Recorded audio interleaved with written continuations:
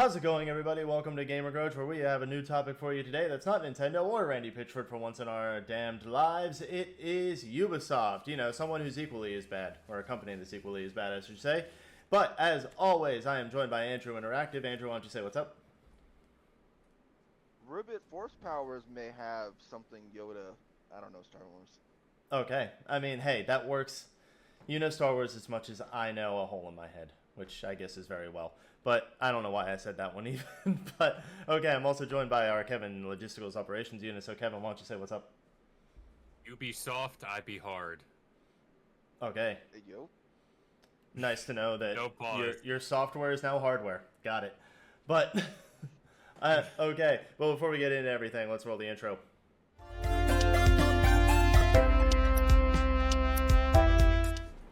Alright, today we're going to be talking about Ubisoft, specifically two different stories that we have going on, with the first one being from Insider Gaming here. Both of them are from Insider Gaming, but this one, first of all, is that Ubisoft says monetization makes the player experience more fun, specifically. They, according to this article that was written by Grant Taylor Hill, it says that Ubisoft published a 400-page universal registration document and annual financial report that covers everything you could ever hope to learn about the company. And in this 400-page novel of a document that they posted, they said specifically that the adoption of monetization and engagement policies that respect the player experience and are substantial in the long term. At Ubisoft, the golden rule when developing premium games is to allow players to enjoy the game in full without having to spend more. Our monetization offer with premium games makes the player experience more fun by allowing them to personalize their avatars or progress more quickly. However, this is always optional. This is also, just to keep in mind, coming from the same company that thought it would be a good idea to test ads in their games by, putting them on loading screens and putting them in the menu of Assassin's Creed and then saying, oh, it was a glitch, when we all know that it wasn't. But also, they refer to their monetization policies a little bit further on in the document, around page 135 as well, where it says the safety and well-being of our players is our top priority, and we do everything we can to protect their data, provide safe and enjoyable gaming environments, and guarantee responsible monetization mechanisms.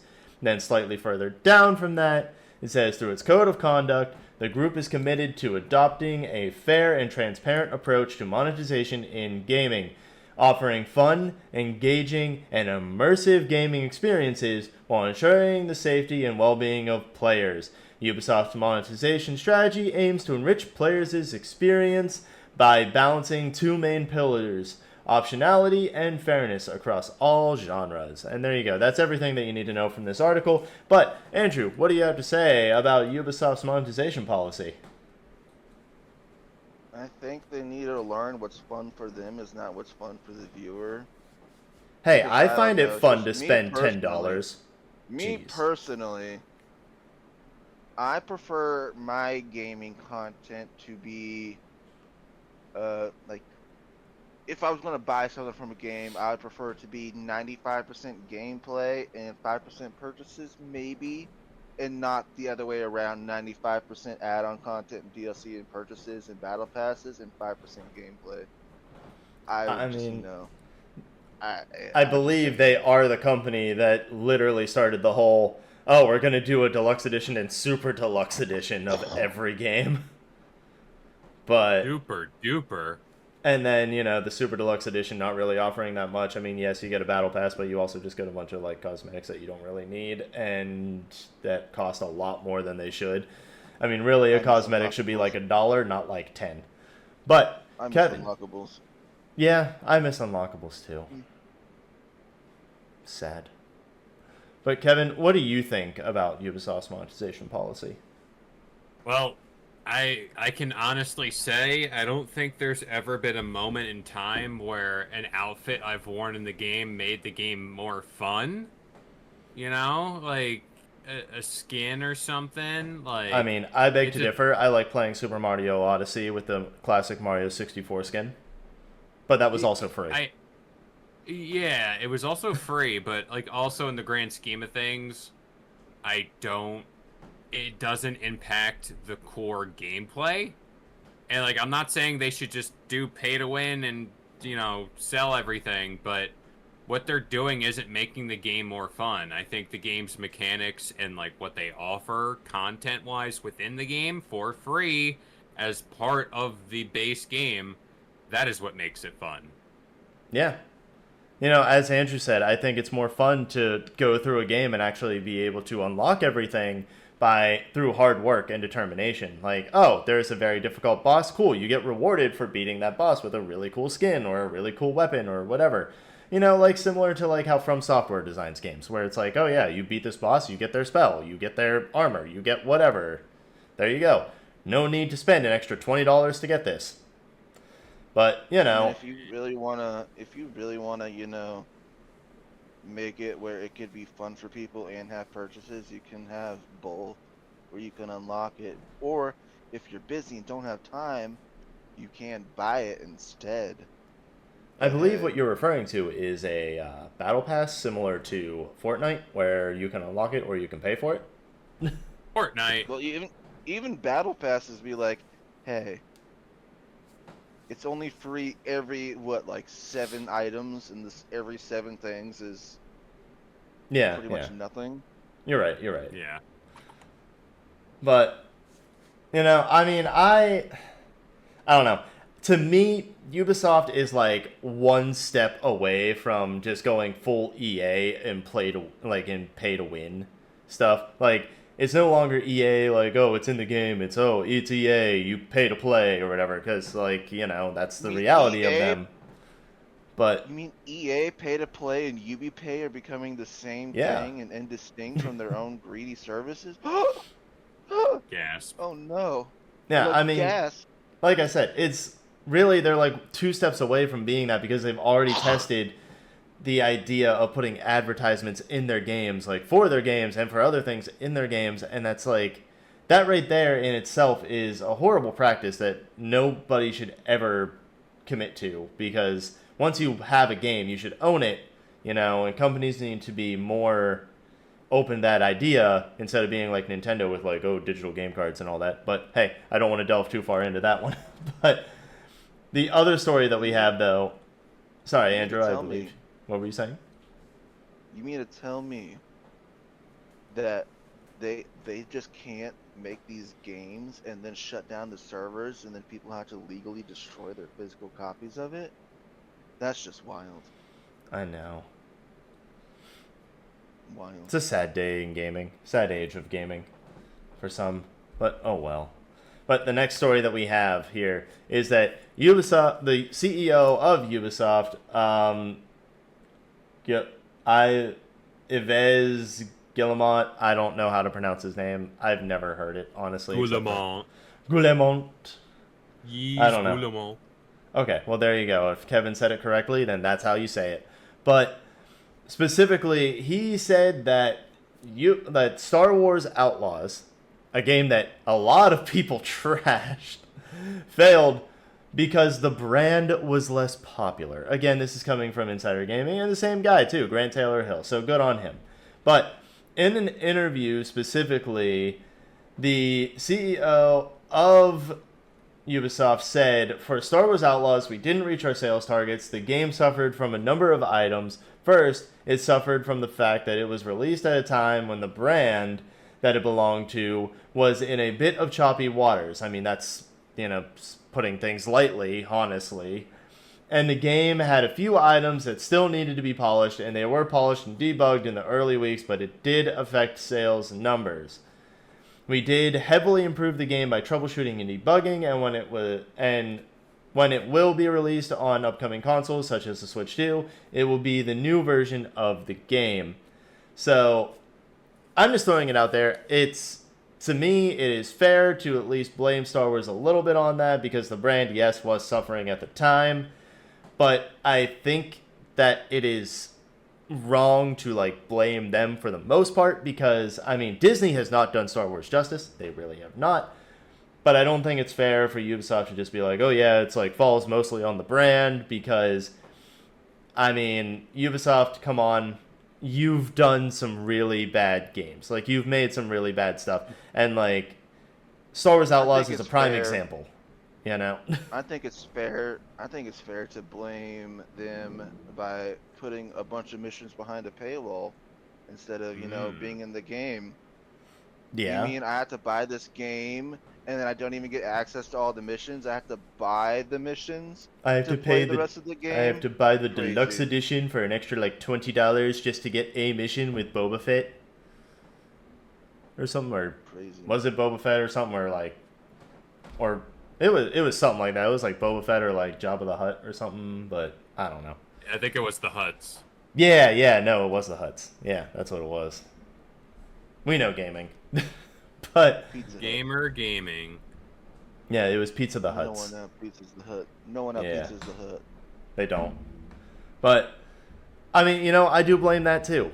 I do blame it partially on they charge people extra just to get access to like missions that they didn't really need or that they could have been put in the main game in the first part.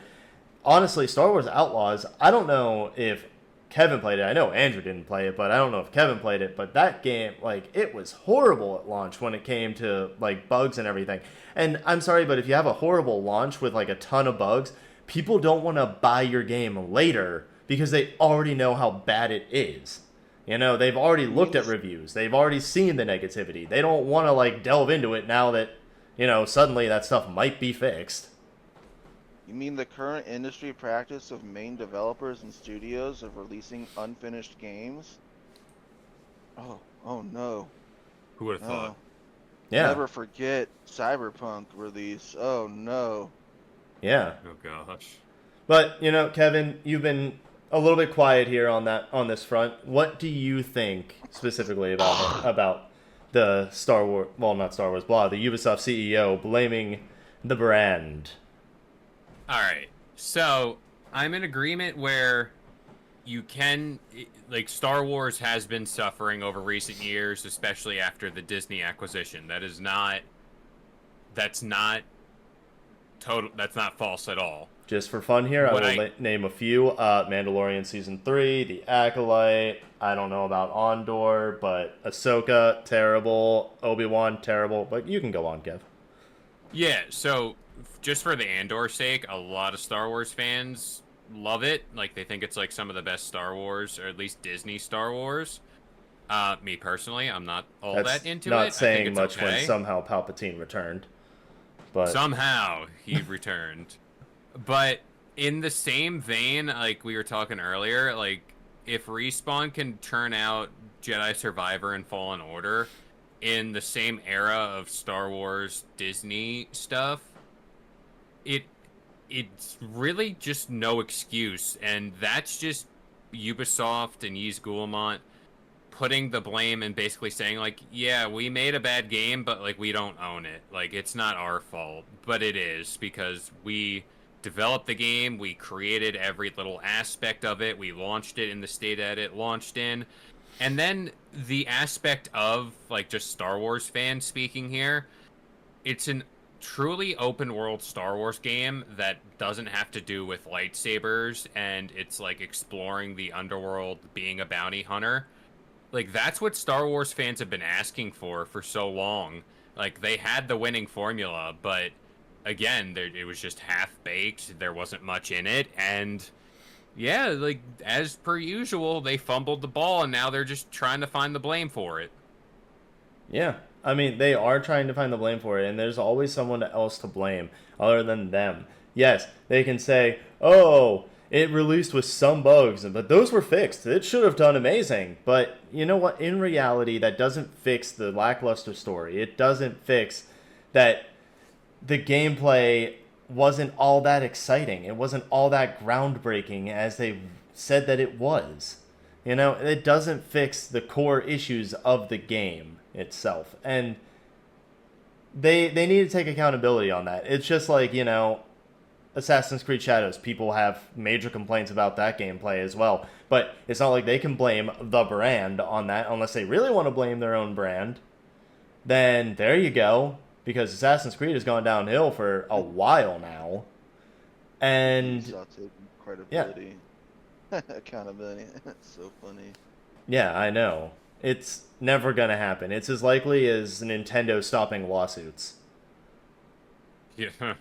My Speaking of thing, lawsuits, yeah, that's another right? time. That's another We time. just My thing is, like, he talks about Star Wars being down, but at the end of the day, Star Wars is Star Wars. Like, everyone knows that. It's like one of the biggest IP in the world, like movies, games, anything.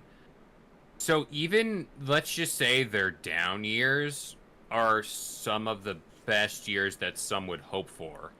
Like if you're a smaller brand or whatever, like they're still making tons of money, still doing stuff. Like the Yeah, IP isn't dead, like whether we like the content or not. Like it's still Star Wars. It's still Luke Skywalker, Darth Vader, all that stuff.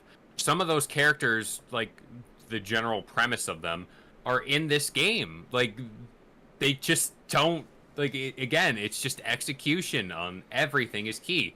We can be handed the Marvel IP right now and they'd be like, make us a game. We could make a bad game. Like it's just because we yeah. don't know how to make a game.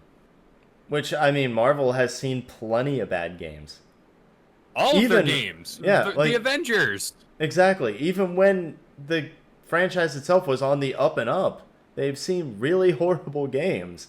You know, the only game that's been good coming from them is literally the free-to-play game, Marvel Rivals. But Yeah. oh well. You know, Ubisoft is going to Ubisoft at the end of the day, and they are going to just become UbiPay, like how Andrew said. But before we head out, Andrew, I do need to get your review of what you think Ubisoft's monetization policy is. So, what would you rate it? I rate it 100 negative salty tears out of 10 empty wallets. Okay. And Kevin, what would you rate this? I rate it -2 dead meme coins out of 10 crypto coins. Alrighty. Well, you've heard it here, folks, about how negative Ubisoft is. If you want to stick with the negativity and you want to talk some crap in the comments, go ahead, leave some of your nastiest words down below, or celebrate us if you want. It's up to you, whatever the hell you feel like doing. But if you want to talk more about gaming, you can join us on Discord. All the links will be down below. You can also subscribe to our channel for more gaming content. Thank you, as always. Have a Gucci night. Oh no, my money-based game is failing? Oh no.